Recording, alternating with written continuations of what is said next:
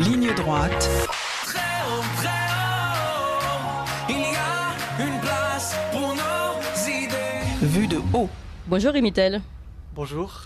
Alors vous Merci de me êtes cofondateur du collectif Peuple Libre et vous êtes auteur de ce livre Vaincre le Covidisme, un appel à la jeunesse chez Perspective Libre.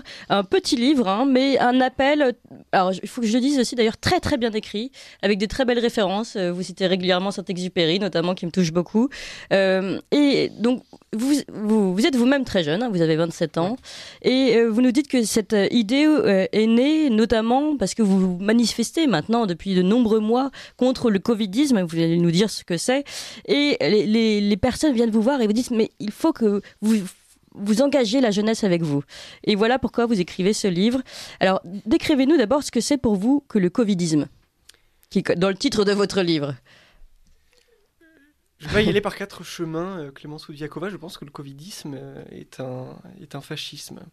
Ce fascisme qui permet tranquillement, sans émotion internationale, de tirer à balles réelles sur des manifestants aux Pays-Bas, comme ça s'est vu il y a quelques semaines, d'enfermer des cas contacts ou des cas positifs dans des camps d'internement en Australie. Ces gens se sont échappés, pour 3 d'entre eux, on les a poursuivis comme des chiens. C'est cette idéologie qui enferme, qui empêche les traitements, qui confond l'intérêt public avec les grands intérêts privés. Je crois que la jeunesse a tout à perdre à laisser cette idéologie s'installer dans sa vie, d'un point de vue de sa santé. Je ne veux pas aller trop loin sur le sujet parce que je sais, et Nicolas Vidal, que je soutiens, en a fait les frais récemment avec une vidéo d'Idriss Aberkane, que la question des effets secondaires est assez piégée et peut faire l'objet de censure, mais je déconseille, en tout cas, ou j'invite tous les jeunes qui tiennent à avoir des enfants ou à préserver leur appareil cardiovasculaire dans un état à peu près convenable, à ne peut-être pas se précipiter tout de suite sur la question de la 3e dose. Pour leur vie, leur portefeuille, 680 milliards de dettes qui auraient pu être évitées si on avait accepté de soigner cette maladie. C'est une dette que la jeunesse va devoir payer pendant des décennies encore. Et puis enfin, pour sa vie. Combien d'occasions manquées, de jeunes que j'ai croisés qui ont dû arrêter leurs études, qui se sont retrouvés tout seuls. Voilà, je pense que c'est Alors, vous dites beaucoup de choses dans ce que vous avez dit. Vous dites notamment qu'il y a un paradoxe dans la jeunesse aujourd'hui, puisque quand même, là, vous parlez de quelques résistants qui donc, ont tout sacrifié clairement. Mais la grande majorité des jeunes, et vous dites au mois de septembre 2021, 83% des Français âgés de 18 à 24 ans avaient reçu au moins une dose de vaccin. Donc, en fait, la jeunesse qui est pourtant très peu concernée par cette maladie, enfin, à part si on a des comorbidités, ça a été prouvé, hein, c'est l'Agence Santé publique France qui le dit, qui le note dans son tableau. La jeunesse n'est pas touchée par le Covid-19 et pourtant c'est la grande sacrifiée, et non seulement la grande sacrifiée mais la grande c'est celle qui court vers le vaccin. Oui, je pense qu'il y a peut-être deux choses qui peuvent l'expliquer. Il y a un phénomène lié à l'âge et à la mécanique d'ingénierie sociale qui a été déployée pour convaincre ou pour forcer notamment à la vaccination. La jeunesse, c'est le moment de sa vie où, par-dessus tout, on a besoin d'avoir des interactions sociales, on a besoin de s'insérer dans le groupe et on a besoin de construire sa vie professionnelle. C'est tout ça qui a été mis sous condition avec le pass sanitaire. Sociale. C'est sûr qu'elle a besoin d'être reconnue dans un groupe d'amis, dans un groupe Facebook. Donc la pression était énorme et peut-être qu'elle est un peu moindre quand on est plus âgé. Ensuite, la jeunesse a été culpabilisée beaucoup au début de la crise. On se rappelle Noël l'an dernier, on disait que il fallait faire attention à pas aller tuer papy, mamie ou papa, maman. Et rappelez-vous cette terrible vidéo, ce spot publicitaire qui a été diffusé sur nos chaînes télé où nous voyons un enfant embrasser son grand-père ou sa grand-mère et quelques jours après on voyait le grand-père ou la grand-mère dans les urgences en réanimation. Mais de quel délire parlons-nous ? C'est d'une gravité incroyable. Et d'ailleurs, je suis étonné qu'on ne voit pas plus de psychologues. On en a quelques-uns, hein, Marie-Estelle Dupont par exemple, mais de psychologues ou de psychiatres s'émouvoir des effets de ce type de message. Les effets, on les voit. La hausse des suicides est énorme. La hausse des suicides, multiplication par 4. On a eu une augmentation de 85% des admissions en psychiatrie chez les moins de 15 ans. D'où l'intérêt de ce combat, aussi pour donner un peu de sens et de perspective à la jeunesse. Je pense qu'on va en reparler. Oui, alors moi j'ai lu ce bouquin ce matin, dépotraminé à l'aube.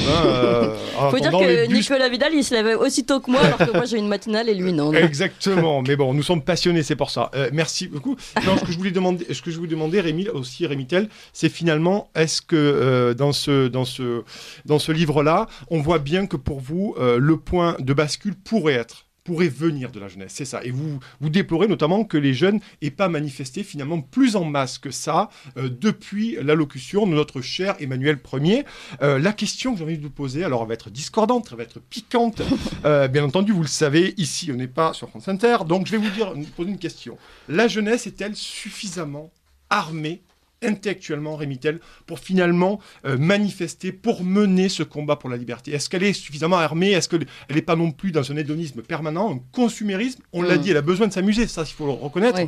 Mais finalement, est-ce qu'elle est suffisamment armée pour sortir et se rendre compte du péril qu'on nous propose et qu'on nous impose, pour les années à venir? Voilà ma question. La jeunesse a été culpabilisée, elle a été terrorisée, elle a été aussi, et c'est dit sans aucune condescendance parce que je fais partie de cette génération, elle a été aussi abrutie par 20 ans de décadence du système scolaire et par cette vie, cet horizon qu'on lui propose. J'en parle un peu dans le bouquin, c'est très cash, mais c'est la vie des jeunes aujourd'hui, c'est-à-dire Netflix, YouPorn et la PlayStation. Oui. Y a quelque chose d'un petit peu meilleur quand même à inventer. Et il faut pas se leurrer, c'est pas dans cette consommation, cette jouissance immédiate que la jeunesse trouvera son salut. C'est dans un combat, et dans des vrais combats, pas celui d'aller s'agenouiller avant un match de foot ou de tenter de déboulonner des statues. Là, vous avez des situations de ségrégation véritables qui sont en train d'être mises en place. Il y a beaucoup de ces jeunes qui ont perdu leurs grands-parents sans pouvoir leur dire au revoir à l'hôpital, qui devraient se préoccuper de ce qu'on fait à leurs petits frères ou à leurs petites sœurs à l'école, qu'on empêche d'apprendre convenablement, avec ce masque, avec cette propagande scolaire, les enseignants chargés de devenir les ambassadeurs du vaccin. Ce sont pour eux, c'est pour tous que la jeunesse doit se battre.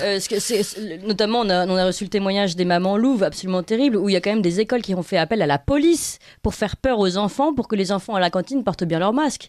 Et il fallait faire peur encore plus aux enfants. Donc on est vraiment dans une stratégie de peur sur des enfants qui ont entre 5 et 10 ans. Et de perte totale de contact avec la réalité.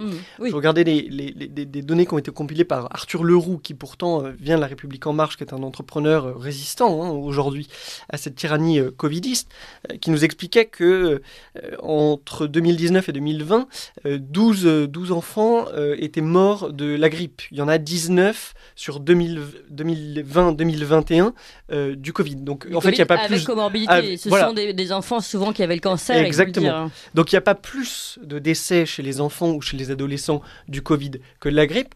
Qu'aurait-on pensé si on avait envoyé la police dans les écoles pour lutter contre l'épidémie de grippe? Évidemment, ça aurait précipité tout le monde dans la rue, mais là, tout le monde trouve ça normal. Mais rapidement, pour finir là-dessus, la clé, Rémi Tell, ce qui est pour la prise de conscience de ces jeunes, c'est le but de ma question finalement. Est-ce qu'il y a aussi la responsabilité des parents là-dedans? Dans cette prise de conscience, est-ce qu'il y a une prise de responsabilité des parents finalement? C'est vraiment cette question pour savoir comment on réagit. Alors ce livre-là, vous l'avez dit, vous citez une dame dans une manifestation qui vous dit « écrivez-leur », c'est ce que j'ai lu, bien entendu. Espérons que ce livre suffise peut-être pour réveiller beaucoup de jeunes. Mais finalement, qu'est-ce que c'est la clé pour vous? Alors déjà, beaucoup de parents n'ont pas joué leur rôle. Et il ne s'agit pas de les culpabiliser parce que on va avoir besoin aussi qu'il y ait des vaccinés, des gens qui ont adhéré au discours covidiste qui nous rejoignent. Sinon, on restera minoritaire et on ne pourra jamais l'emporter. Donc on a besoin de ces gens-là. Mais la réalité, c'est que j'ai vu, moi y compris dans mon entourage d'ailleurs, des gens se précipiter au centre de vaccination pour leurs adolescents, sans réfléchir une seule seconde aux conséquences éventuelles en termes de santé. Moi, je crois que le réel va rattraper tout le monde. Et qu'à un moment, vous allez avoir dans les collèges, dans les lycées, une multiplication de jeunes qui vont se trouver dans des difficultés de santé, par exemple, ou qui peut-être s'étaient fait vacciner avant les vacances en se disant qu'ils seraient enfin tranquilles et qui là comprennent que s'il n'y a pas de 3e dose, s'il n'y a pas de 4e dose ensuite, ils perdront tous leurs droits, qui comprennent aussi que le Covid n'est que l'inauguration d'un mouvement plus général de contrôle total des populations par les États et des États par les lobbies, et que quand ce sera plus le Covid, ce sera au nom du changement climatique. D'ailleurs, on commence déjà à parler de confinement pour lutter contre la pollution, etc. Donc je pense que le réel va être un élément de prise de conscience. Mais est-ce qu'il ne sera pas trop tard ? Parce que là, on a déjà l'impression qu'il se joue des choses très très importantes. En ce moment, on a notamment Ursula von der Leyen au niveau de l'Union européenne qui propose qu'on commence à réfléchir. Mais souvent, quand ils commencent à réfléchir, c'est souvent que ça termine mal, ces histoires. Ils ont déjà décidé, surtout. Oui, exactement. De réfléchir à la vaccination obligatoire. Alors, si on arrive à une vaccination obligatoire, d'abord, il y aura toute cette question des effets indésirables, notamment pour les jeunes qui ne voient vraiment pas la balance bénéfice-risque de ce vaccin. Et puis, il y a l'entraînement, c'est-à-dire vaccination obligatoire, jusqu'où pourra-t-on aller ? Alors, je le dis à votre antenne parce que je sais que vos auditeurs sont des gens très informés et qui ont bien compris ce qui était en train de se passer. Je pourrais peut-être pas le dire sur une antenne différente. En réalité, cette histoire de vaccination obligatoire est une bonne nouvelle. C'est une bonne nouvelle parce que nos adversaires mettent carte sur table. Et là, chacun va devoir se poser les questions véritables, notamment sur la vaccination des enfants. Et je me demande, peut-être est-ce un espoir naïf, si la vaccination obligatoire ne peut pas être l'élément déclencheur d'une mobilisation nouvelle, parce que certains iront jusqu'au bout. Moi, on ne me vaccinera pas. Ils peuvent venir me chercher avec les policiers, on ne me vaccinera pas. Et vous avez vu des images dans d'autres pays, je ne me rappelle plus, c'était dans un pays asiatique, je crois, où les personnes étaient poursuivies pour être piquées, et avec 2 hommes de force. Donc, je veux dire, ce n'est pas une utopie, c'est une réalité. Non, bien sûr. Et d'ailleurs, nous nous sommes vus, Clémence Oudiakova, il y a 6 mois. Et à l'époque, on s'inquiétait de la future mise en place d'un pass sanitaire dans les événements de plus de 1000 personnes. Regardez la descente aux enfers en l'espace seulement de 6 mois. Il y a eu une très belle tribune qui a été publiée hier dans le Figaro Vox par 2 sociologues qui disent la chose suivante, je vous la ressors. Nous, anthropologues et historiens des religions, sommes inquiets de voir surgir à nouveau ces logiques d'accusation, de harcèlement, d'exclusion, comme si l'enseignement de l'histoire n'était qu'un perpétuel échec. Nous sommes en train de revivre des choses que nous avons connues dans la logique du mensonge, de la manipulation, de la désignation, de la dénonciation. Et je pense, et d'ailleurs, et j'en terminerai par là, je crois que c'est aussi pour ça que nos compatriotes des Antilles ont eu beaucoup plus de courage jusqu'ici que les métropolitains dans l'opposition à cette tyrannie sanitaire, parce qu'ils ont l'expérience de ce qu'est l'esclavagisme. Ils savent du scandale sanitaire et du mensonge d'État. Et donc ils ont un radar, si vous voulez, à esclavagistes et au mensonge d'État. Et eux ont très bien compris ce qui était en train de se passer. C'est pour ça qu'ils se révoltent. Et d'ailleurs, pour ceux qui nous écoutent, je les salue. En tout cas, c'est intéressant parce que Clémence a parlé de Ursula von der Leyen, notre chère présidente de la Commission européenne, non élue par personne, il faut toujours le dire, qui ont été non élus ces gens. Oui, comme tous ces commissaires européens. Exactement. Font la loi européenne. Et les parlements européens qui ne sert absolument à rien, qui a un avis consultatif, c'est un peu le club Dorothée de la politique européenne. Par rapport à ça, il faut toujours rappeler aussi que l'Union européenne n'a aucune prérogative en matière de santé. C'est toujours important, c'est-à-dire que la souveraineté des États, le peu qui nous reste est filoché comme ça au fil des années, depuis les différents traités divers et variés. Donc ça nous pose la question quand même, effectivement, de la connivence. Vous en parlez dans le livre. Vous parlez notamment du Great Reset. Voilà, la grande réinitialisation. Et je voudrais qu'on aborde, avec la permission, bien sûr, de Clémence. Finalement, on a vu aussi que Ursula von der Leyen est allée remettre un prix à Washington au PDG de Pfizer. On a vu cette photo quand même qui est symbolique, qui est hautement symbolique. Vous, aujourd'hui, vous adhérez à cette thèse, effectivement, du Great Reset. Vous pouvez nous en parler un peu, Rémy Tel ? Les 650 milliards de dettes inutiles, en fait, c'est inutile pour les Français. En revanche, ça a permis un véritable changement de modèle économique, c'est-à-dire de tuer l'économie réelle et de lui substituer l'économie numérique. Le CAC 40, d'ailleurs, ne s'est jamais aussi bien porté depuis 20 ans. C'est un capitaliste convaincu qui vous le dit. Donc il y a bien un projet politique derrière le covidisme. C'est pas simplement une vision hystérique et hygiéniste des choses. Il y a un projet politique avec la fusion de l'identité numérique, de l'identité sociale, de l'identité biologique, le contrôle de la population par les États via le biais du numérique et des États par les intérêts privés. À nouveau, je ne veux pas sembler trop optimiste ce matin, mais je pense que les auditeurs de Radio Courtoisie vont comprendre ce que je leur dis. Vous savez, apocalypse en grec, apocalyptein, c'est le dévoilement. Eh bien, raisonnons de la même façon qu'ils pensent que c'est une opportunité, ce Covid-19. Eh bien, moi, je pense que le Covidisme peut aussi constituer une opportunité. Par exemple, sur le sujet de la souveraineté. Il y a beaucoup de gens qui étaient très loin du combat souverainiste et qui, à l'occasion de cette crise, ont observé, parce que c'est devenu tellement apparent, les liens d'intérêt, la post-démocratie, le travail contre les peuples, la guerre contre les peuples qui est menée, par exemple, au niveau de l'Union européenne.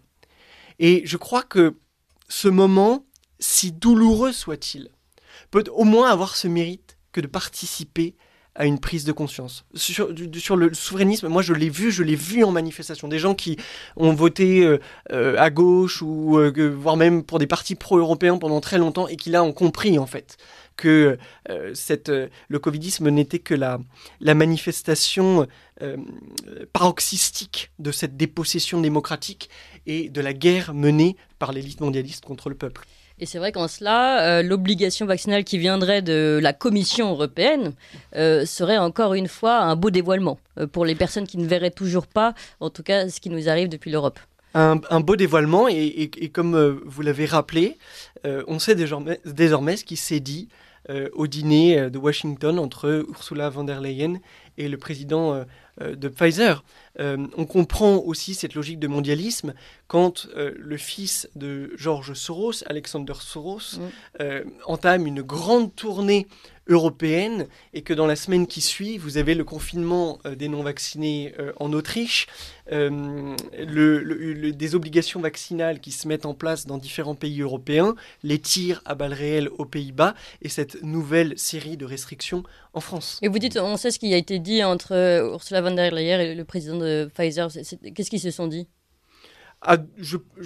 Il me semble, en tout cas, c'est de l'ordre de la supputation, mais d'une supputation raisonnable, il me semble très peu probable que la question de la vaccination obligatoire n'ait pas été abordée au cours de cet échange entre Ursula von der Leyen et le président de Pfizer. Je rappelle à ceux qui nous écoutent que le vaccin n'est pas gratuit, ce sont les États, donc les impôts, et donc vous qui le payez in fine. Pfizer, c'est $1 000 avec un coût qui a été négocié, rappelons-le, encore une fois, au sein de l'Union européenne, notamment par les commissaires européens. Et il n'y a pas que les vaccins, d'ailleurs, parce que là, on commence à voir des pilules présentées comme miracles qui arrivent sur le marché. Le qui scandale viennent des mêmes laboratoires. De ces mêmes laboratoires. Alexis Poulain a dénoncé le scandale de, je crois que c'est Lilly, 170 millions d'euros de médicaments commandés par Macron, administrés à 900 patients. Ça fait 190 000 euros par patient. Alors c'est sûr que ça coûte un petit peu plus cher que l'ivermectine à 10 euros la boîte, l'hydroxychloroquine, ou qui est rentré dans le domaine public. Qui est rentré dans le domaine public, ou le zinc. On n'en a évidemment pas parlé, mais le British Medical Journal publie la semaine dernière, je crois que c'est Idriss Aberkane qui a relayé ça, une étude montrant que l'administration de zinc diminuait de 87% les admissions en réanimation dans le cas de Covid-19.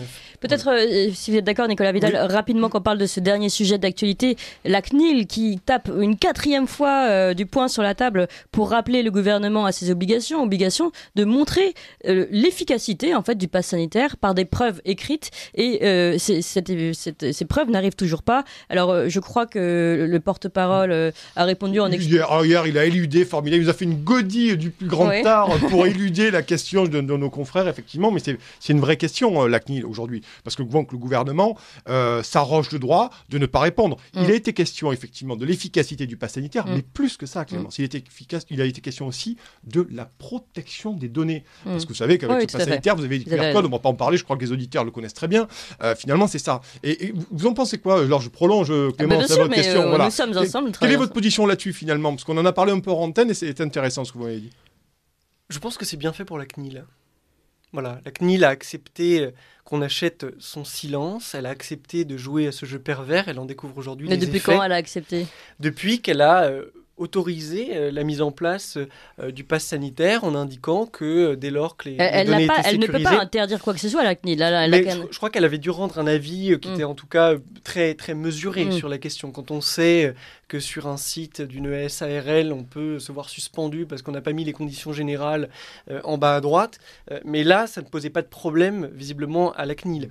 Donc je pense qu'il y a beaucoup de collaborateurs qui sont en train de se réveiller, qui comprennent en fait qu'ils ont été floués. C'est vrai pour la CNIL, c'est vrai avec certains parlementaires qui s'émeuvent de ne pas être consultés sur les décisions prétendument sanitaires en même temps, du gouvernement. Ils n'étaient pas 200 sur l'article 1 et 2 du pass sanitaire. Exactement.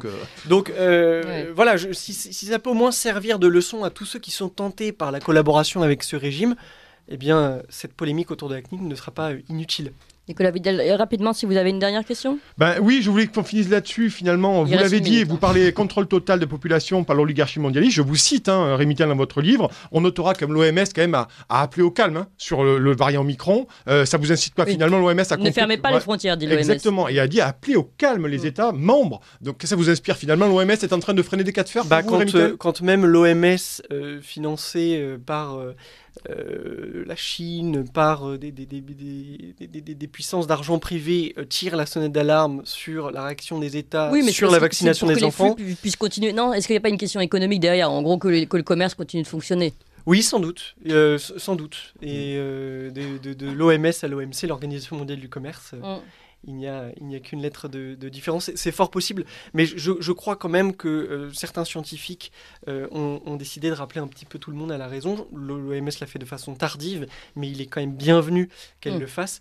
Il y aura des conséquences judiciaires, pénales à ce qui est en train de se passer, d'où aussi peut-être la prudence de certaines organisations internationales qui sentent le vent tourner et qui n'ont pas envie d'être associées. Surtout pour un variant Omicron qui n'a toujours pas montré sa dangerosité. Merci beaucoup en tout cas, Rémi Tel. Merci à vous de m'avoir accueilli. Non mais en effet plein de jeunesse et plein d'énergie. On en a besoin en ce moment. Cofondateur du collectif Peuple Libre et ce livre Vaincre le Covidisme, un appel à la jeunesse et aux perspectives libres. Voilà, par exemple, une idée de cadeau de Noël pour vos jeunes sous le sapin.